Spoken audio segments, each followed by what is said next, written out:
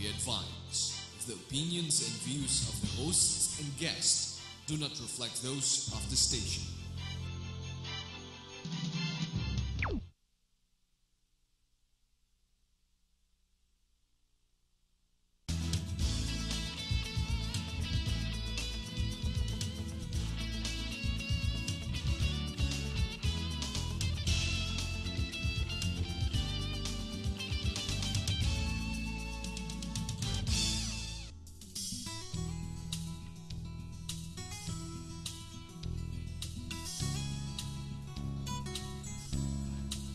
Good evening, ladies and gentlemen, and welcome once again to For the Public Good.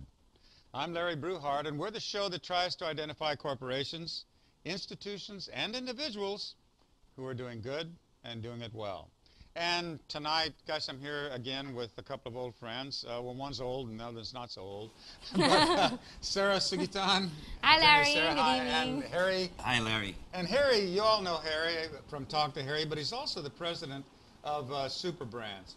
And we're going to talk tonight about super branding, you know, and you're maybe wondering, well, what does that have to do with CSR? Branding is one thing. Super branding, you're not into super branding unless you're into CSR and a sustainable CSR. And so, Harry, why don't you just jump it up from there, tell us something about super branding. A quick introduction to Superbrands is, Superbrands is an award-giving body. We are in 88 countries worldwide. We are known to be the global brand arbiter. In the Philippines, we've been here 18, turning 19 years. We have branded close to a little over 200 brands in the Philippines alone. And worldwide, we have branded close to 14,500 brands. Now, when you say super brands and you become a super brand, it is not a contest. It is not good, better, best. Superbrands is a program wherein brands co-brand with us as well as amongst each other. The criteria, of course, the basic criteria is a minimum operation of 3 to 5 years, leader in its field based on market hold, and the ability to deliver the brand promise. Now let me put this together, because branding, for some reason, does not come very easy to most marketers. There's a difference between a marketing concept or a marketing man and a brand manager. Branding is the ability to deliver the brand promise with consistency. If you can deliver whatever it is that you promise and you do this with consistency, you earn what you call an integrity. If you have integrity, that's the brand. Okay, now, now it's interesting you bring all this up, and we have Attorney Sara on the show with us tonight too. And one of the things a lot of people think, and maybe I always thought it too when I first started my own company, and the idea is, well, you know, I started a company, I got a company mark, so I guess I have a brand. Yes. and here I'm doing business, right? No. And that isn't what branding No, is. That's not that's branding. not what branding is. Branding. That's just That a matter of making a company, right? No, it's just a It's title. just naming your company. Yes, yeah, it's naming naming. the company. And that's where you come in on the legal side of it. You know, you maybe I register my trademark or I register some of the other things, but that's not branding, is it? No, it's it not at all. It has nothing to do with it. Yeah. That is, okay, we are all branded when we get born because of the purpose of identification. It's called the birth certificate. And we are branded with titles. We are given titles. That's our name. And proof of that name and that title is your birth certificate that says your name on it. Now, how do you brand? Throughout life, depending on who you make yourself out to be, that's how you brand throughout life, to be the brand. For example, my name's Harry, and I brand myself as Harry throughout my life, going through my experiences and how my experiences are with other people. I am now branding myself with them. But when you talk of super branding as in products and services, it is the ability to deliver, or you have to generate integrity. If you don't have integrity, you cannot brand. You don't even begin. You see, integrity is the game of branding. For example, if you have a product and it's really a bad product, and you say that this product, every time you hold it, maneuver it, or swallow it, or absorb it, it's supposed to turn you white. Let's suppose that's the product. It's supposed to make you white, because whitening in this country is very popular. If the product turns you black or purple or pink and not white, you're not delivering your promise. It's like saying, my car, Toyota, is made of good, high quality. But then the person who owns the Toyota, the car keeps breaking down. The delivery of the promise is not consistent. Right. And by the way, that doesn't happen with Toyota cars. I suppose. It can actually. It can. No, It's no. called lemons. Yeah, lemons. No, actually, I understand that. And that's the thing that I think escapes a lot of people, you know. And when we start talking about being sustainable, and that's that point that you were making, is to be sustainable, Yes. you've got to be delivering all the time. Yeah. Well, And- the sustainability part, you're right. And that's where the corporate social responsibility comes Right, in. exactly. And most people see that in the wrong light. They think it's charity. Absolutely, and that's Yeah. a point that I really wanted to put out. This is one of the things that you focus on at Yes. Superbrands, right? Is that you not only get a super brand, or you don't bring in people in and you award them a super brand. One of the one criterion for that is that they're doing something sustainable in CSR, right? And that is not just going out, planting a tree, getting a photo shoot, drinking some beer, and going home, That's right? right. That's not what sustainable CSR is all about. That's And right. it's not charitable because if you do it right, you're creating new customers for your company, Correct. right? And that's the big thing that people really don't And new talent. get into it. Yeah, new Sustaining talent. Yeah, okay. Yeah, sustaining talent. The one thing about branding, the process as you brand and as you go into super branding, as we call it. First, there's registration and protection of the title. Like in this case, your birth certificate. That's your title. For brands, we have intellectual property sensitivities. It's called the actual registration of trade names, trademarks. And then it's followed through with copyrights, correct, attorney? Parang ganun yan eh. Yes, well, that's the government side of it. What I'd really like to discuss is there social responsibility among a profession? For example, do lawyers have to perform social responsibility in their profession? Do doctors have to have social responsibility in their profession? Because in the practice among lawyers, well, sometimes we get appointed counsel de officio. If it's a criminal case and then just for that hearing, the accused appears without a counsel, then the court can appoint you as a counsel de officio. Now, is that social responsibility? And I would say yes. It is. Pro Yes. bono? Yes, Sure. and Definitely. also when it comes to accepting clients, I have my own law office now. I just established it this year. And one thing that I've realized as a lawyer is you will always be on demand. People will always have a legal problem or a legal issue or a legal question, not necessarily pertaining to them, but to the world in general or even to their neighbors, etc., so on and so forth. They will always ask you a legal question. You will always be approached, what do you think about this? What do you think? And you can't necessarily charge for that. I think in the States, the practice is different. Once you start asking questions, the clock starts ticking and then they bill you by the hour. But here, we can't do that. See, the culture does not enable you to charge every time you open your mouth or you think for somebody else. In the U.S., it's not quite that easy either. Okay, But there it's good is to that hear. point of people will take advantage. Like if they're out on the golf course with, They'll ask with a a question. doctor, with a doctor, and say, "Hey, doc, I got this thing," and they'll be looking for some kind of treatment at the time. And as a professional myself, I've always been careful throughout my life not to do that. I try not to ask somebody a professional question if You're it's very something that they careful. should be getting money for, because it's not the right thing to do, really. It's unethical. It is unethical, yeah. But here, I know things are much more amorphous here, and so that's a good question. In fact, how do I ask you when somebody does ask you legal advice when you're not on the golf course, but whenever? What do you do? What do you do? How do you handle it? That's a good question for Sara. Yes, that's a good question. I was thinking about that. You see, with corporations now, I guess you have to have social responsibility. In the last 10 years, it's a term, or maybe even earlier, it's a term that has sprouted. But it's and sort of misused in a lot of places. yes, but a lot of corporations have latched onto it. Right. But among individuals, I mean, professions, for example, we cannot be a corporation. I mean, the practice of law is limited to individuals or partnerships in the country. Do we need to have social responsibility? My answer would have to be yes. Every time somebody needs you or wants to ask a question of you, regardless of whether they will pay or not, you are obliged to answer that question. Why? Number one, we believe in karma. In this profession, it's very strong.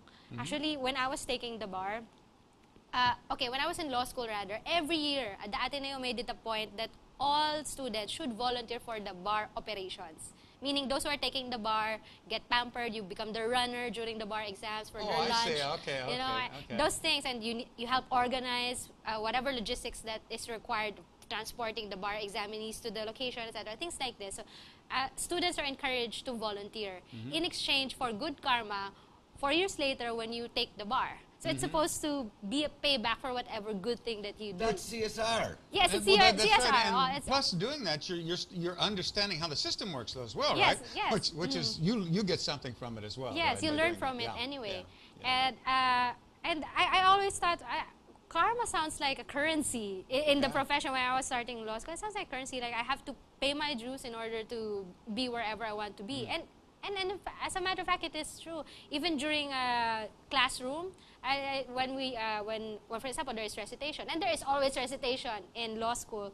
If your cases assigned are 20 cases, and then you only studied until the 19th case, and you got called on the 20th case, that's your bad luck, and has happened to me. That's karma. That's karma, and that's how people experience. You had bad karma. I was always called on the 20th one, and I probably only got up to 15, which is... yes, exactly, and the preparation for a class is in itself a deed. You have to do it. It's a good deed, not for yourself, but of course, ultimately for the grade, but you have to do it because you are tasked to do it. It's your assignment. So somebody approaches me, for example, oh, you're a lawyer. Oh, by the way, and then takes you to the side, starts asking me questions. I indulge them. Actually, my mom said, being a lawyer is like being a priest. People confide in you, and when they confide in you, they take it to a corner and they really confess all their sins or all other people's sins and ask you for your opinion. And that for me is time consuming. I mean, to listen to somebody's problems. Sure. But actually, I wondered whether I should learn how to manage it or turn it down. But so far, I haven't found a way. Maybe other lawyers will be. I think it probably comes down to a case like in your case. If they have said, hey, well, can I come by your office and talk to you? You start the clock when they come in. If you're just meeting them casually and they say, I got this problem. What do you think? And that's where you make your decision at that time. So, this is really kind of a legal issue that would take me some time to do some research on. So I'd really have to take you on as a client to do this. And that would have to be your it's your a judgment feeling. Call. It's and you know what it's like. discretion. I mean, there was this one fella named Bob, who would use you forever and never pay you anything, right? I mean, and even though they have capacity we all to sort pay. of got used by that fella, as I recall. And we won't say his last name because I don't remember it mostly. But that's one of the things. Call. It's a judgment call, and you're not going to get it right every time. But it goes back to that point of, well, maybe you can say when a guy is sitting down and talking to you, he's already taken up 30 or 40 or an hour of your time.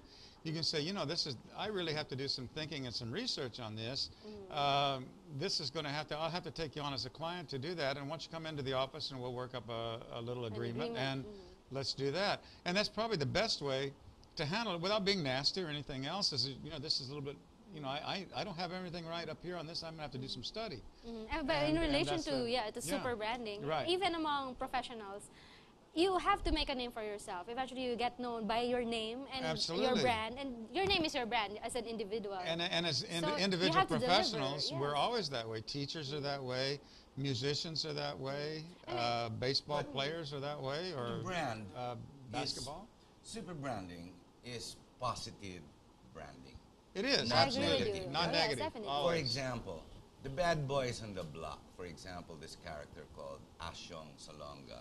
He was supposedly, Arab came out in the movie as that, but that's what you call bad branding. He was a hoodlum, he was like a criminal, he lived in Tondo, and he was threatening people. That's bad branding. but it's still branding It is because branding. name recall. There's consistency of being bad. You know, consistency is there. Hitler, they're They- the ultimate in Well, there you bad- go. in Hitler is ugly bad- branding, and bad evil branding, branding. yeah. Yes. But nevertheless, it is not super branding because to brand, the word integrity cannot mean negative. You know, it should I agree. mean positive. And if it's negative, we shy away from that. Let me announce this. About 2 weeks ago, we endeavored and we staged what we call the Most Outstanding Mayors Awards. Okay, we branded some 7 to 9 mayors all over the Philippines. It was not limited to just the NCR, and we branded them as Most Outstanding. Interestingly enough, it comes with a publication, a book, because Super Brands, we do publications as well. And within that book, there were other features other than the most outstanding mayors and everything that they've done and their photographs and their achievements, successes. One of them was CSR. As a matter of fact, that was sustainable. That was Dieter Bruckner. That's Dieter right? Bruckner. Yeah, Dieter Bruckner's That's thing. He's been on the show. Yeah. Dieter has a way of, he was the one who opened my eyes to it, to explain to me that this is not charity. People think that CSR is always charity, you know, go give, let's feed them, let's give them books, you know. Yes. Let's plant trees here and get a photo opportunity. Let's pay for a deep well and pay for its installation so the people have water. No. Those are all good things. Yes. They're certainly good No, things, yes, but but they're not sustainable. They're CSR. not just yes. Right. But CSR needs to be sustainable because you're not supposed to look at it. And if you do look at it as an expense, you're already made that mistake.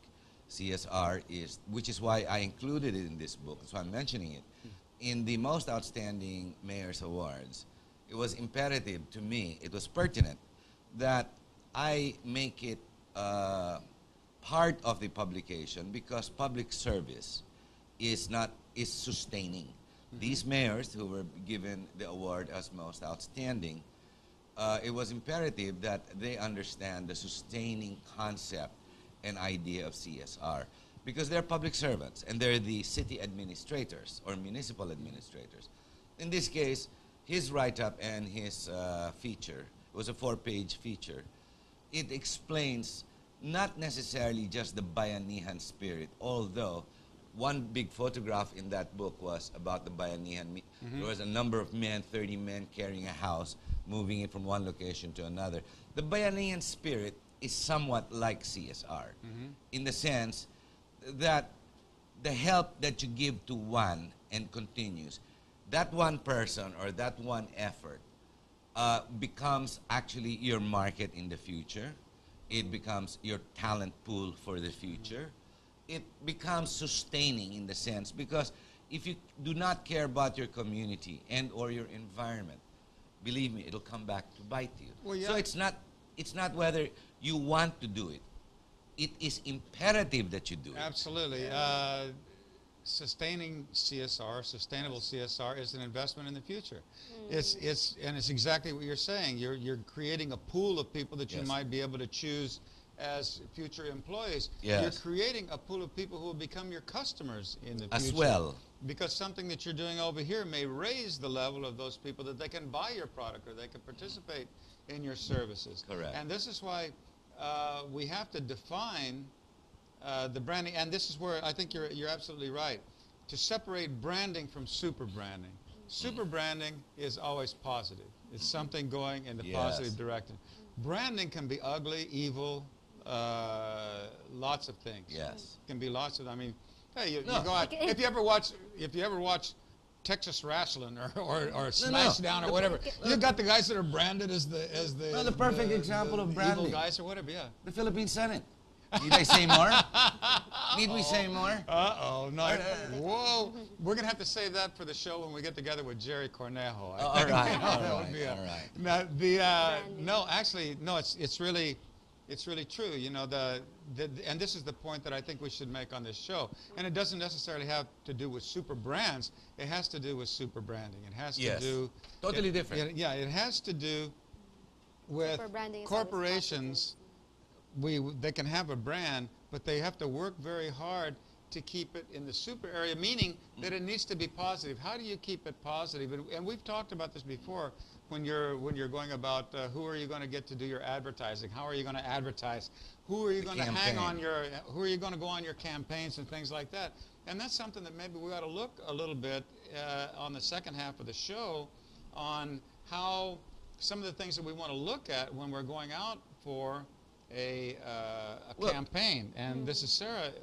In her case, for example, a legal profession, the ability to listen or to have to absorb problems or inquiries of others is super branding, because it's the act of CSR in her profession. She's super branding her profession, her brand, in that one single direction. But I think you would have to agree with me that there are a lot of unsatisfied customers also with their own lawyers. Sometimes they feel they paid too much and did not get the results that they wanted. So I mean, the intent is there to super brand among professionals, but it doesn't always lead into an integrity, as you said. I had a lawyer one time that dealt. He wasn't my lawyer, but I got to know him because somebody else was in trouble and he was lawyering for them. And I asked him because he had to deal with murderers and really some awful people, thieves and stuff. And I guess he had a great brand because he said, you know, some of these guys, I end up lawyering for them for 3 or 4 times in their lifetime when they go off to jail. But he says, I know that I've been successful when somebody I lose, you know, and I get them the best deal I can, you know, and he said, and then the next time they're in trouble, they always come back to me because, and I suppose that's a good brand.